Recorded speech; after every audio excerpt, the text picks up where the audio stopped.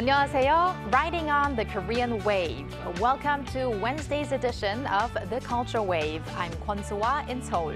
Explore with us Korea's culture from all aspects and stay up to date with K-entertainment, K-trends, K-food, K-everything. And before you know, you'll be booking your flight to Korea.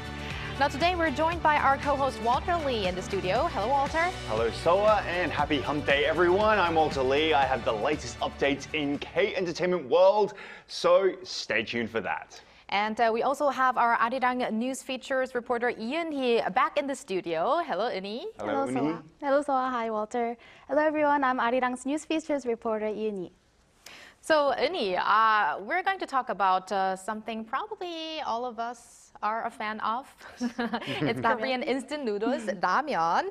So ramyeon's popularity is continuing to grow around the world, but also local markets are evolving in unique ways. So what have you experienced? Yes, exactly. So I've noticed that special ramen shops are becoming more popular and are even considered a must-visit spot for foreign tourists. So I went and checked out a few places. So let's all take a look and see what attracts these global customers. Visitors from around the world have flocked to this unique spot, a 24-hour self-service ramyeon or South Korean instant noodles shop located in the heart of Seoul, Jongno-gu district. This ramen shop offers foreign visitors over 60 varieties of instant noodles to enjoy anytime, with options for all tastes, including mild, spicy, vegan, and halal. Cooking methods and safety guidelines are available in multiple languages, ensuring easy access for everyone. The preparation methods vary for different types of ramyeon, with special halal-only options also provided. We often see tourists coming straight from the airport. Since unmanned stores are not common in many countries, people are usually surprised by our setup. Many also ask if the payment system works properly. Another unique ramen spot is Noguri's Ramen Shop, which opened in January and serves ramen made by Nongshim, one of South Korea's leading food companies. A second store opened at the Hyundai outlet Dongdaemun, located in central Seoul, following the success of the first store, which sold an average of 12,000 bowls per month between September and November last year.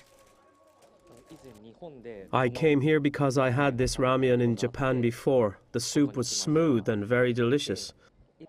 It was attractive that I could choose and eat ramyeon freely, and the ramyeon I ate was also very delicious. The ramen store's owner says that some milder flavored products, which don't sell well in South Korea, are popular among Japanese and American customers. We've tailored our selection to include the most popular products. Additionally, we have Muslim customers who often seek vegan options, so we've made sure to include those as well. According to the Korean Food Ministry, ramen exports reached a record of over $1 billion or around 1.5 trillion Korean won by October 2024, marking a 30% increase from 2023. Before heading back to Japan today, I stopped by because it looked interesting. Seeing this ramyeon, which isn't available in Japan, made me wish I could have it there too. As Korean ramen gains popularity, visiting self-service ramen shops to cook and enjoy instant noodles on the spot has become a must-do activity for foreign visitors to Korea.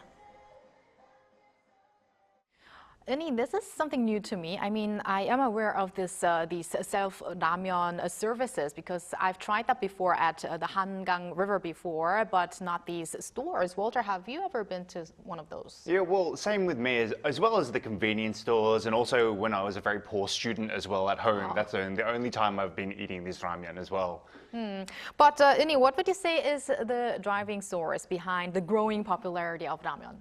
So to learn in depth, I talked to a professor named Eun-hee. She's an expert in consumer science. And so I asked her about the uniqueness of Korean instant noodles. And she said that Korean ramen has a distinct flavor, most importantly, which is spicy, savory, and full of flavor. But also one important driving force is social media, where images of famous K-pop idols like BTS eating ramen go viral. And maybe sometimes foreign tourists watching Korean movies and dramas where ramen is enjoyed, driving sparking the drive to try it themselves. I see. That's quite interesting. You know, I love ramen too. I even came as a bowl of ramen soup today, as my shirt shows. Yes. It looks like a new version of curry ramyeon. Yes, maybe? yes. I'm trying to bring this in as a color of ramen soup. And are there any other ways to enjoy ramen in Korea, Uni? So as you guys mentioned at the beginning, there's something called Hangang ramyeon, which is already viral among the foreign tourists. So let me expand a bit on this. Hangang ramyeon is when you buy those instant noodles from a convenience store at one of the Hangang River parks and cook them there, which is a truly unique experience in South Korea. I've heard enjoying the beautiful river view while eating a hot bowl of ramyeon is an unforgettable experience, and it tastes even better. It's a perfect way to relax and enjoy nature, especially in a busy city like Seoul. So I highly recommend that anyone visiting South Korea give it a try. And Yeouido Hangang Park is the biggest and one of the most popular picnic spots alongside Banpo Hangang Park and Tukseom Hangang Park. However, there are many other riverside parks in Seoul where people can enjoy a pleasant outing with friends and family. So a bowl of Hangang ramen won't cost you more than $5. Oh, that map that we just saw is very informative and helpful. Maybe I should try it out again or soon, because I haven't been at the picnic for a picnic at Hangang River in, I don't know, many years, I would have to me say. too. Yes. So why don't we try the next ramyeon at Hangang all together? Sounds Yes, like a maybe good we could idea. all go together. The weather's getting... Well, let's wait for that rest of the ice to melt on the Hangang River, Yes, and let's see. Well, thank you very much, Ini, for sharing this coverage. Thank you, Uni. Thank you, it was my pleasure.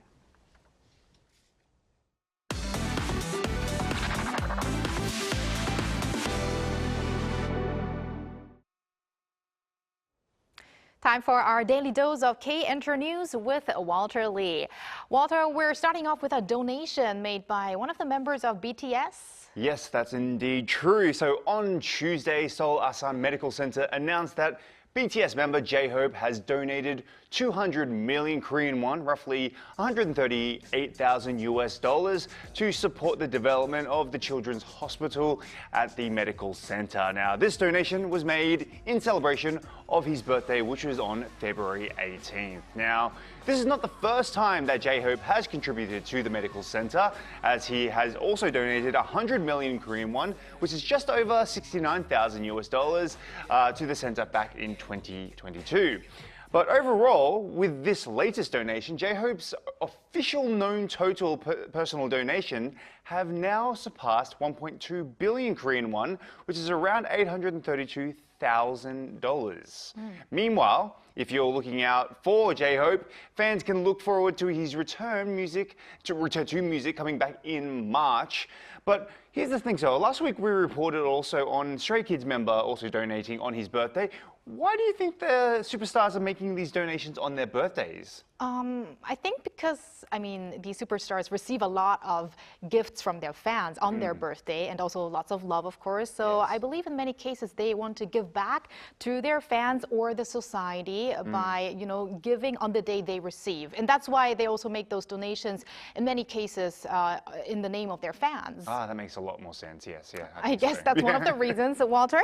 But let's move on to a girl group news now. Who are we talking about? Okay, so we're talking about girl group Arirang. Now, and their debut song Magnetic has reached 200 million views on YouTube as of Monday.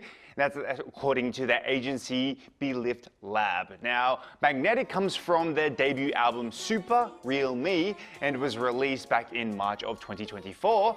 It is a dance song that blends R&B and house genres. It's very popular. It's been all over social media. Very addictive. Very, very great song. Using the word magnet as a, I guess, metaphor for the feeling of rushing towards someone that you love. Now, Magnetic topped the domestic music charts and gained significant popularity overseas, especially in places like the US and also the UK. Walter, you mentioned that their debut was back in March 2024, which means in a couple of weeks from now, they will be celebrating their one-year anniversary. So I guess this news is a great way to celebrate early. Yes, indeed. But speaking of debuts and girl groups, let's talk about this specific group that have made their music video debut. That's correct. Now, Starship Entertainment, they may be familiar to you because they're the agency that bought the popular girl group IVE, has introduced a new 5-member girl group by the name of Kiki. Now, on Sunday, Starship Entertainment released the music video for Kiki's pre-debut track called I Do Me. Now, the girl group is set to make their official debut in March 24th with the release of their first album. Now, I Do Me is a pop dance song that expresses the determination to trust one's instincts and live confidently. Now, this marks Starship Entertainment's first girl group debut since IVE back in 2021.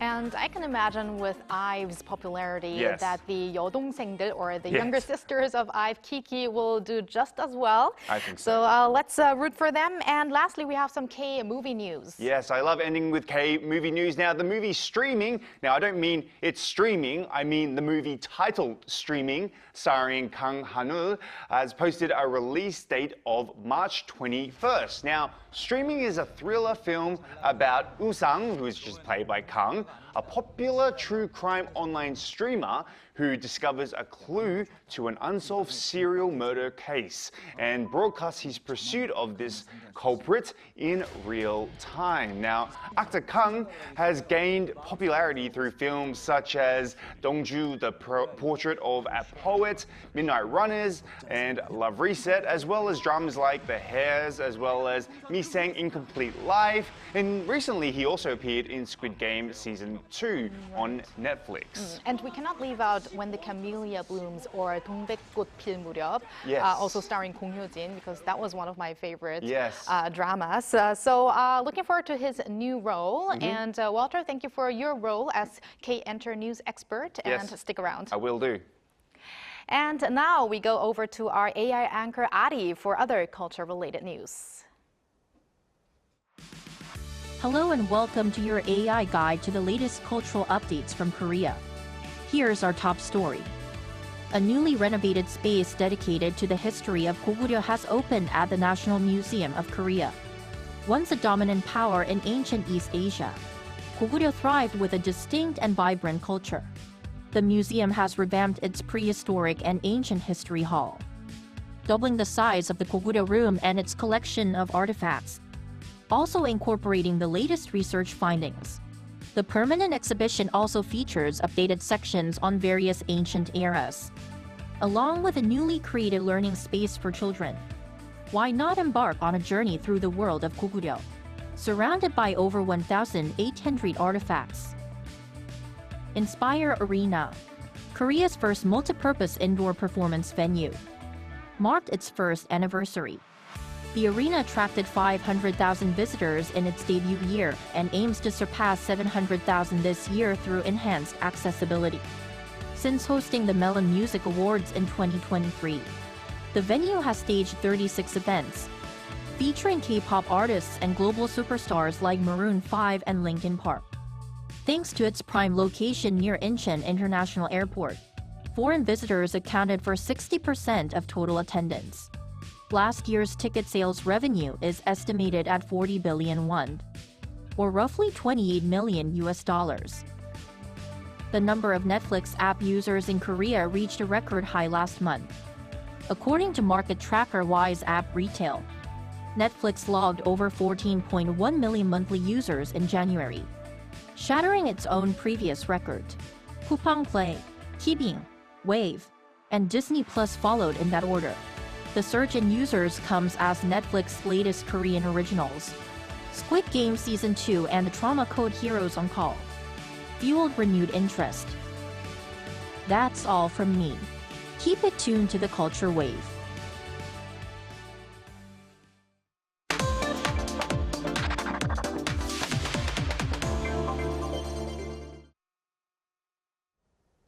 Once a week, we connect live to a correspondent overseas who fills us in on K-culture news in the country they are located in.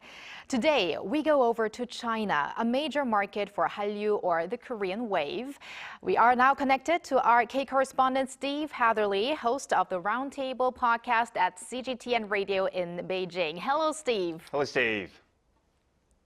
Hi, guys. Oh my gosh, this is so exciting. You know, I lived in Korea for such a long time now. I'm here in Beijing. I worked for Arirang before. Now I'm working for CGTN, and we get to connect this afternoon. This is a wonderful opportunity, and thank you for the invitation. Exciting to have you on the program, Steve. So yes, as you said, I mean, to longtime regular Arirang TV viewers, you are a familiar face. You were a radio and TV personality here in Korea. But please briefly introduce yourself to the Culture Wave viewers and your current role in Beijing. Sure, yeah. As I mentioned, I lived in Korea and worked in radio and television for over 20 years, mostly on the radio side. But now I do live in Beijing. I work for CGTN Radio. I work on a show, on a podcast, and a radio show called Roundtable. That's our logo right behind me, if you can see it there. I'm a member of a large team. I do that. I'm working on a second show. It's a new one. It's my project where my goal is to introduce what it's like to live here in Beijing and live here in China. Then I also appear on another show called Takeaway Chinese, and anyone who's interested in learning Chinese should check out that show. Anyway, you can find any of those shows if you're interested, Roundtable included, at radio.cgtn.com or on Apple Podcasts or wherever you check out your podcasts. Sounds interesting, Steve. So please, why don't you tell us a little bit more about your program? And also, we would be interested if you also cover Korea and Hallyu items on it. On Roundtable, we cover trending topics from things happening here in China, but also things happening from all around the world. And the goal as a show is to connect China to the world and then the world to China. And yeah, we do cover Korean content from time to time. We actually did one episode talking about the popularity of Korean convenience stores internationally. There was a story, I think she was an Australian vlogger who made a YouTube video about how incredible Korean convenience stores were. So we covered that, and then I shared my experiences about the types of things you can buy there, and it serves as a kind of restaurant, and you can really get some good items there as well. And my coworkers were thinking, are they really that good? And I said, oh yeah, they are. You know, I lived in Korea for so long. It's kind of like I'm the resident Korea expert here in Beijing at my work whenever things come up between China and Korea. Another example, we were discussing the Gaokao, the Chinese high school test where you get into that you take to get into university, and I drew the comparison about the Sunung in Korea and how similar it is, not only in terms of the test itself, but also how Korean and Chinese high school students face similar pressure to prepare for that test. Oh, and by the way, when the second season of Squid Game came out, there was a general buzz amongst my coworkers, so I became not just the Korea expert, but the Squid Game expert at that time too. I see. And I think the content creator from Australia is also someone that we had on the show, if we're talking about the same person. Maybe. Oh, really? Yeah. I believe so.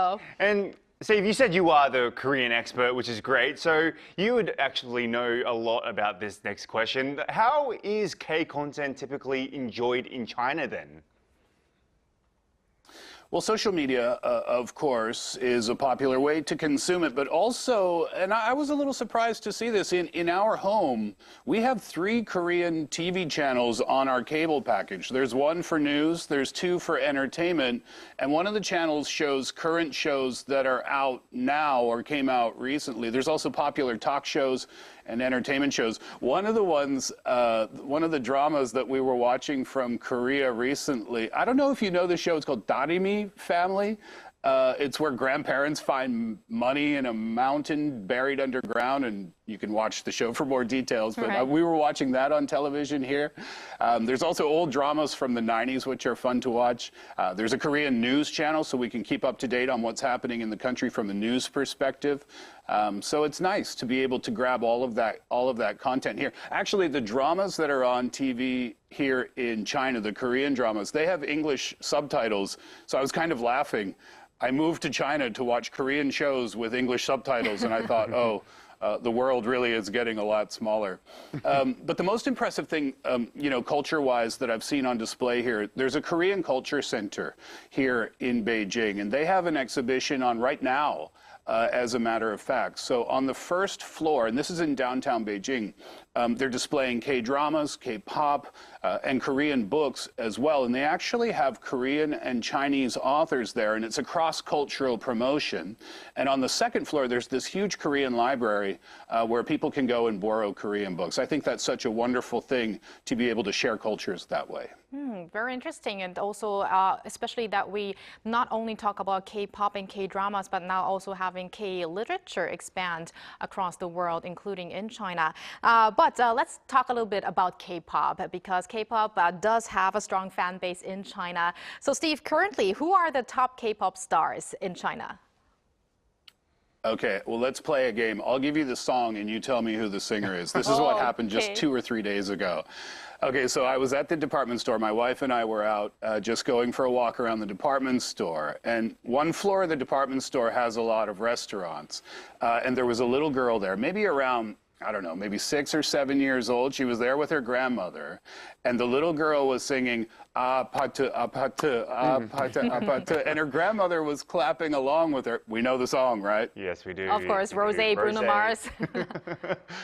Exactly. So that's pretty popular here. Also, the Spring Festival just wrapped up here in China. And one of the holiday highlights is the Spring Festival Gala. It's this massive televised show. They've been doing it for many, many years here.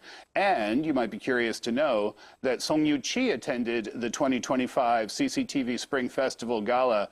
You would know, of course, that she's a Chinese singer and songwriter. She's a dancer. She's a record producer. But she's best known as a member of the Korean girl group G-Idol. And she's won a lot of different awards over the years for her performances and her contributions to K-pop. And I think it was in 2024 that she won the Best Solo Artist Award at the Korea Grand Music Awards.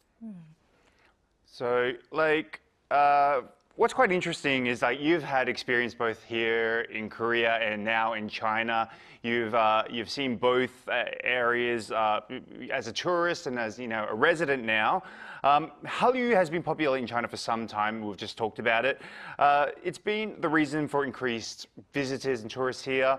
What's the latest on the tourism front between the two countries, do you think? One of the big news stories recently was the visa-free program where tourists can visit China and stay up to 240 hours, and that comes out to about 10 days in total. And we were talking, and it's been in the news, about how many Korean tourists were taking advantage of that during the Spring Festival holiday. And this visa-free travel policy has really led to a substantial rise in inbound tourism from Korea. This is from an online travel website.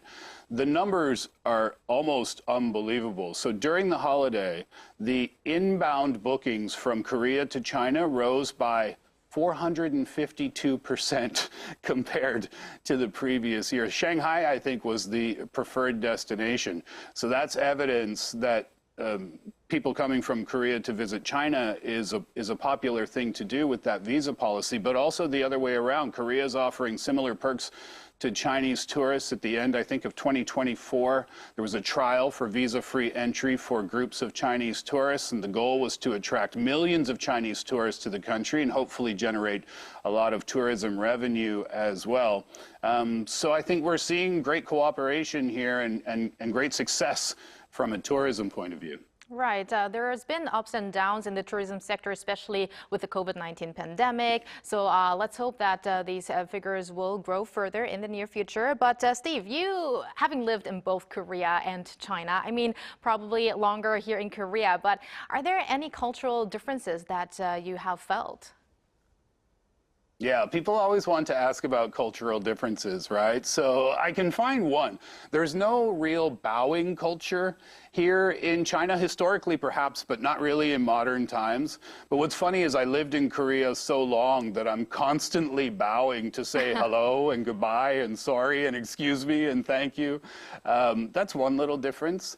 But to be honest, I find there to be a lot more similarities than differences.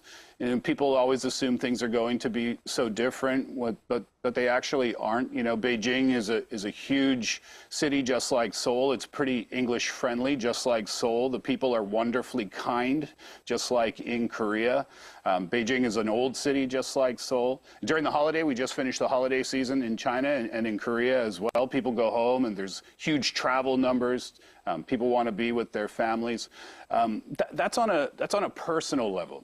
But one of the things that I found really interesting too is that Korea and China share a similarity in the popularity of their shows and their movies and their love for the arts. For example, you know, Squid Game, I mentioned it already. That's a massively successful export around the world. Parasite, for example, would be a movie that did really well. It won the Oscar for Best Foreign, or for Best Picture, and it was the first foreign film to do that, to win an Oscar. And now in China, Nujia 2, it's breaking box office records. It passed a $1.7 billion. It's rewriting record books for IMAX. It's showing in theaters in America and other countries. First non-Hollywood film to break into the all-time global top 20 of highest grossing films. And actually our company as well just launched an event called China Travel with Chinese Films. It's fun, so you can travel to the locations where films or movies were actually filmed.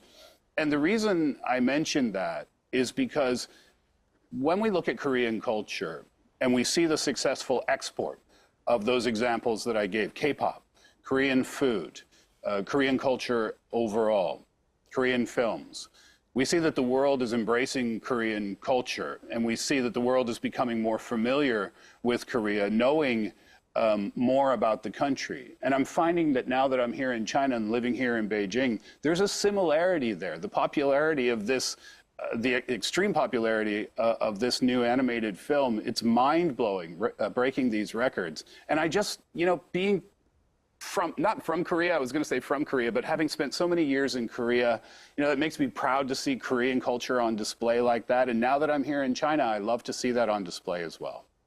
And we love to hear from all these stories from you, Steve. I'm afraid that's all the time we have today, but we'll sure be keeping in touch. So thank you very much, Steve, for connecting with us. Thank you, Steve. Well, thank you so much for having me, and hopefully at some point in the future we'll have an opportunity to do it again. Thanks, guys. We hope so too. Thank you. And thank you, Walter, for your contributions from Monday to Wednesday. We'll see you back next week. I'll see you next week. All right. And thank you for spending the past half an hour with us on the Culture Wave. And hope you join us again on Thursday at 2 p.m. Korea time, and maybe one day here in Korea.